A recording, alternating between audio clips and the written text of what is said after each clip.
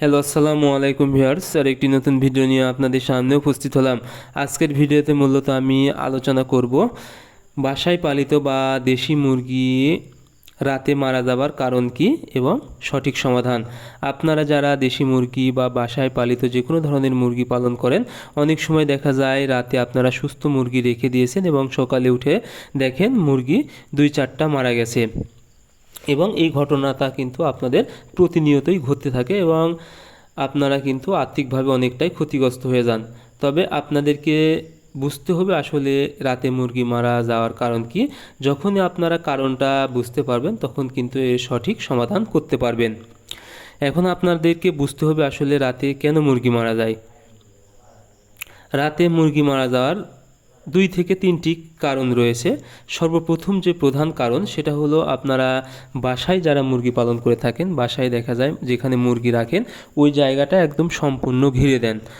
কোনোভাবে বাতাস অর্থাৎ বাহিরের বাতাস প্রবেশ করতে পারে না ভিতরে, এবং ভিতরের যে বাতাসটা সেটা কিন্তু বাহিরে বের হতে পারে না।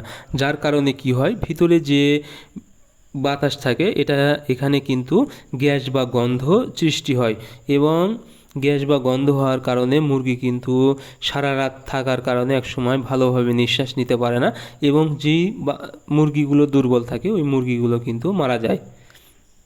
এই জন্য আপনারা কি করবেন, সমাধান হিসেবে আপনারা অবশ্যই মুরগির যেন এক পাশ বা 2 পাশ ফাঁকা রাখবেন। যদি গরমের সময় হয় তাহলে অবশ্যই আপনারা চারিদিকে ফাঁকা রাখার চেষ্টা করবেন, যেন কোনোভাবেই ভিতরে গ্যাস বা গন্ধ না হয় এবং এই গ্যাস বা গন্ধযুক্ত বাতাস বাহিরে যেতে পারে সেদিকে খেয়াল রাখবেন, এবং বাহিরের পরিষ্কার বাতাস যেন ভিতরে আসতে পারে সেদিকে অবশ্যই খেয়াল রাখবেন।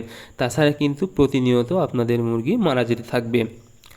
আরেকটি কারণ সেটা হলো, দেখা যায় মুরগিকে কিন্তু ঠান্ডা লেগে মারা যেতে পারে।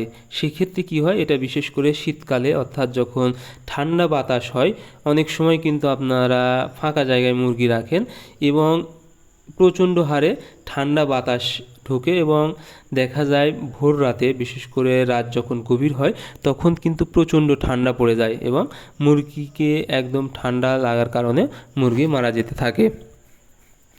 এই জন্য আপনারা কি করবেন, যখন মনে হবে অতিরিক্ত ঠান্ডা বা ঠান্ডা বাতাস হচ্ছে, সেদিকে জায়গাটা একদম ঘিরে দিবেন, কোনোভাবে যেন ঠান্ডা বাতাস প্রবেশ করতে না পারে সেদিকে খেয়াল রাখবেন, এবং এক পাশে আপনারা মূলত ফাঁকা রাখবেন যেন বাতাস অর্থাৎ ভিতরে যে গ্যাসযুক্ত বাতাস তা বাইরে হতে পারে।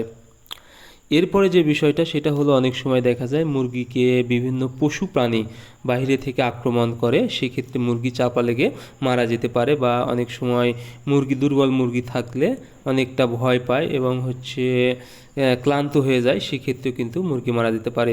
সো এই বিষয়টা আপনারা লক্ষ্য রাখবেন। ধন্যবাদ সবাইকে, আল্লাহ হাফেজ।